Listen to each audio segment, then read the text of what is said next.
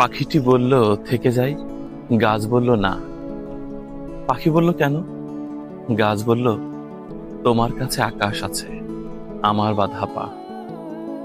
কিছু কিছু মানুষের জীবন ঠিক দাঁড়িয়ে থাকা গাছের মতো, তাদের পায়ে শিকল বাঁধা, কোথাও যাওয়ার জায়গা নেই। পাখি সে তো শুধুই মাত্র অতিথি, উড়ে এসে বসে, তার মন মর্জি মতো আবার উড়ে চলে যায়। পাখি রয়েছে উন্মুক্ত আকাশ, সীমাহীন আকাশ, ইচ্ছে মতো উড়ে যেতে পারে। গাছের বেলায় তা হয় না, পায়ে শিকল আটকানো, মাটির সাথে আবদ্ধ হয়ে থাকা, সব ঋতুতে সব সময়। আবদ্ধ জীবন কত ভয়াবহ। পাখির মতো উন্মুক্ত হতে পারলে ততই না ভালো হতো। আমাদের সমাজে কত মানুষের জীবন এরকম একা থাকা গাছের মতো, কোথাও যাওয়ার জায়গা নেই। যাই কিছু ঘটুক, স্থির সেই জায়গায় আটকে থাকা।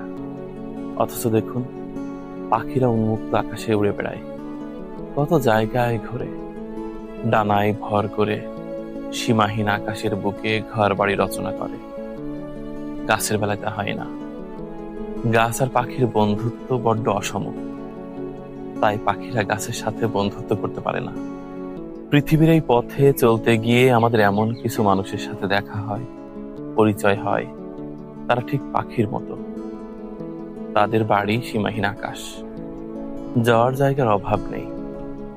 অথচ আমি আপনি স্থির আটকে থাকা গাছের মতো, আমাদের সেই এক বিন্দুতে ঘুরপাক খাওয়া।